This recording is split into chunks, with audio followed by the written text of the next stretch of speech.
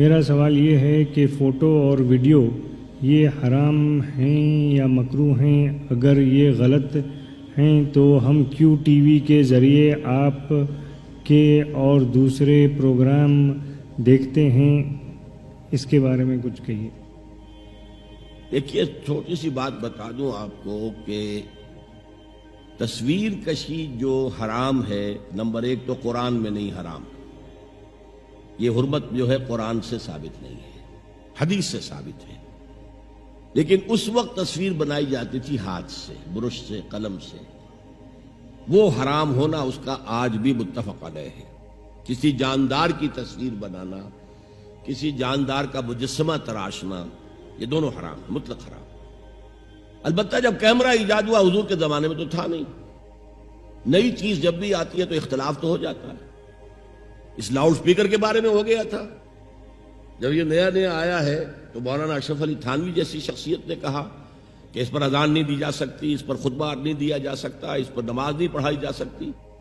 لیکن یہ کہ اب ہر جگہ پڑھایا جا رہا ہے، نماز اذان دی جا رہی ہے۔ تو نئی چیزوں سے لوگ جو ہیں ان کی طبیعت ذرا اپراتی ہے، بس اتنی بات ہے۔ جب کیمرہ آ گیا تو عالم اسلام میں بڑا اختلاف ہو گیا۔ عالم عرب کے علماء تقریباً اس پر متفق تھے کہ یہ حرام نہیں ہے، اس میں ہاتھ کا کوئی دخل ہی نہیں، عکس ہے یہ تو۔ لیکن ہندوستان، پاکستان، یہ جو بر عظیم پاک و ہند ہے، اس کے علماء اس پر مصر رہے کہ وہی حکم اس پر بھی ہوگا۔ البتہ انہوں نے اجازت دی کہ سماجی ضرورت کے لیے جائز ہے، پاسپورٹ ہے، مجرموں کی شناخت ہے، امراض کی تشخیص کے لیے میڈیکل بکس کے اندر تصویریں ہوتی ہیں، یہ چیزیں جائز ہیں۔ اسی کو ہم نے ایکسٹینڈ کیا ہے کہ اگر ہماری عام سماجی ضرورتوں کے لیے جائز ہے تو دینی ضرورت کے لیے اس سے کہیں زیادہ جائز ہے۔ ظاہر بات ہے کہ جو تقریر کسی کی آپ ویڈیو پر دیکھیں گے، آڈیو پر وہ اثر نہیں ہوتا۔ آج کی اصل بات کیا؟ آڈیو ویژول، آپ کی آنکھ دیکھ رہی ہے اور کان سن رہے ہوں، دونوں سے مل کر جو بات دماغ میں جاتی ہے وہ بہت گہری ہوتی ہے۔ تو دین کے لیے ہم اسے استعمال کر رہے ہیں۔ عام جو ہے فوٹوگرافی ہابی کے طور پر یا یادگار کے طور پر کہیں لگتی ہے، یہ چیزیں جائز نہیں ہیں میرے نزدیک۔ محمد جمیل صاحب کے دو سوال ہیں۔ نمبر 1، از فیملی پلاننگ جائز in Islam? Number 2، what is the real meaning of secularism and can a Muslim be secular?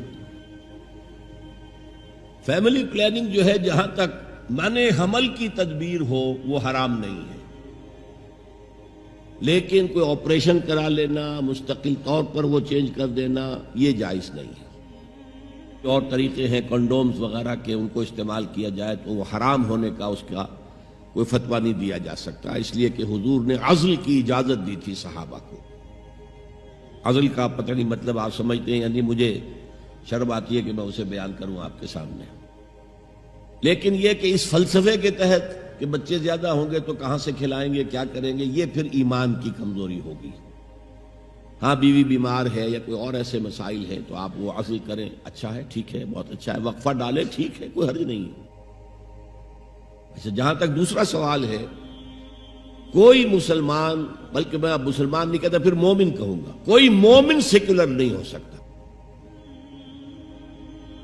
اس لیے کہ اسلام تو نظام اور مذہب دونوں کا مجموعہ ہے، عقائد بھی ہیں، عبادات بھی ہیں، سوشل کسٹمز بھی ہیں، اس کا سیاسی نظام بھی ہے، اس کا معاشی نظام بھی ہے، اس کا سماجی نظام بھی ہے، تو وہ تو ایک نظام ہے۔